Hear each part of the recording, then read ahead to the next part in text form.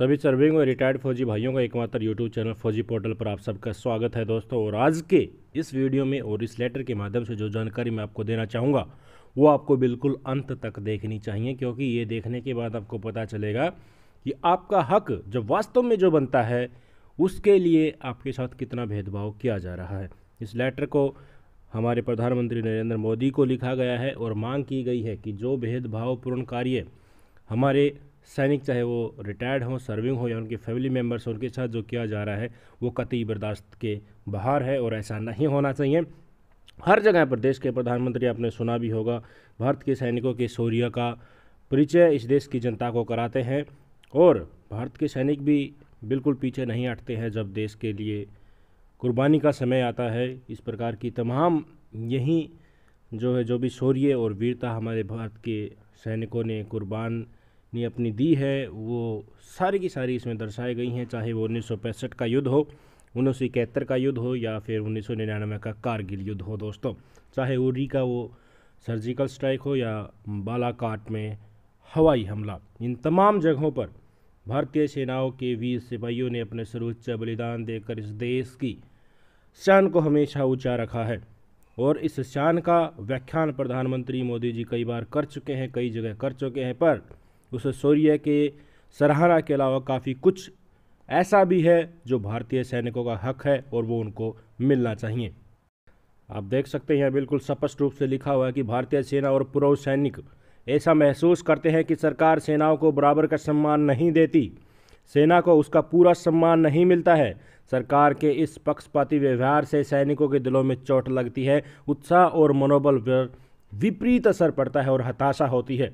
प्रधानमंत्री कार्यालय की यह जिम्मेदारी बनती है कि सरकार के सभी कर्मचारियों के साथ बराबर का व्यवहार किया जाए और सबकी बराबर इज्जत की जाए। सेनाओं को ऐसा लगता है कि स्वतंत्रता के बाद सेना के साथ अलग तरह का व्यवहार और सेना के साथ सौतेले पुत्र जैसा व्यवहार किया जा रहा है। इसका उदाहरण भी मैं आपको बताऊंगा। बिल्कुल इसमें उदाहरण के तौर पर कुछ डाटा ऐसे दिए गए हैं जिनको जानने के बाद आपको लगेगा कि हाँ, डेफिनेटली हमारे सर्विंग रिटायर्ड फौजी भाइयों के साथ काफ़ी दुर्व्यवहार हो रहा है, उनके जो बराबर का अधिकार का हनन हो रहा है। स्वतंत्रता के पश्चात आप सभी को बताएं, सेनाओं के वेतन और पेंशन में कमी की गई है, जबकि फौजियों के अलावा और किसी केंद्रीय कर्मचारियों को देखें तो उनके वेतन में कोई कमी नहीं आई है। उदाहरण के तौर पर हम आपको बताएंगे कि स्वतंत्रता के समय सेना चीफ की पेंशन 1000 रुपये हुआ करती थी और उसी के इक्विवेलेंट सबसे जो सीनियर सिविल कर्मचारी था उसकी पेंशन सिर्फ 416 रुपये हुआ करती थी। उसके बाद आया छठा वेतन आयोग। छठे वेतन आयोग में 1 जनवरी 2006 से दोनों की पेंशन बराबर हो गई, 45,000 रुपये पर मंथ।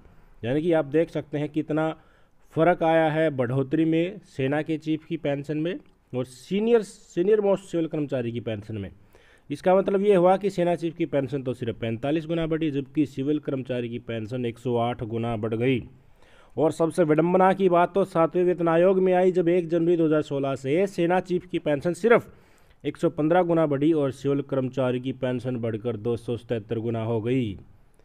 क्या सेना का चीफ अधिकारी जो होता है, जो प्रमुख होता है सेना का, वो सिविल क्षेत्र का जो प्रमुख सीनियर मोस्ट अधिकारी है उससे कम हक रखता है या कम अपना बलिदान देता है? एक सैनिक तो सिविल कर्मचारी के कंपैरिजन में हमेशा ही अपना बलिदान उसके सर्विस रिकॉर्ड्स में देख लीजिए या फिर जितना भी पिछले समय तक का उनका जो जज्बा रहता है उसी को देखकर उनको सेना प्रमुख बनाया जाता है। और हमेशा से सिविल कर्मचारी के कंपैरिजन में एक सैनिक अपनी ज़िंदगी में ज़्यादा कुर्बानियाँ देता है, तो उसके साथ आर्थिक रूप से इतना दुर्व्यवहार क्यों?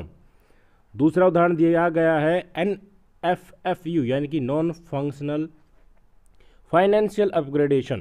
केंद्र सरकार के जो क्लास ए कर्मचारियों को, सिविल कर्मचारियों को दिया जाता है, सेना के अफसर्स को इसको इसलिए नहीं दिया गया क्योंकि उन्होंने माना कि सेना के फौजी क्लास ए कर्मचारी नहीं हैं।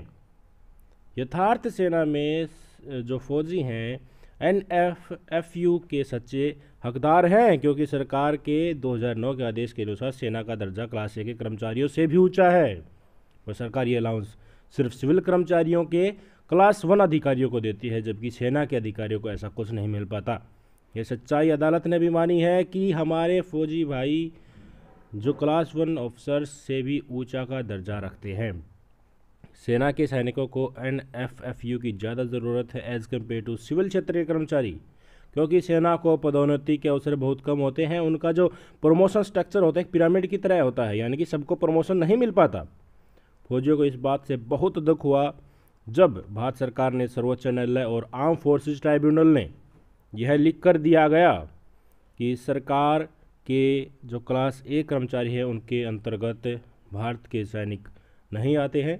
यह सरकार के 2009 के आदेश का न केवल असंवैधानिक परंतु अत्यंत गलत अर्थ है।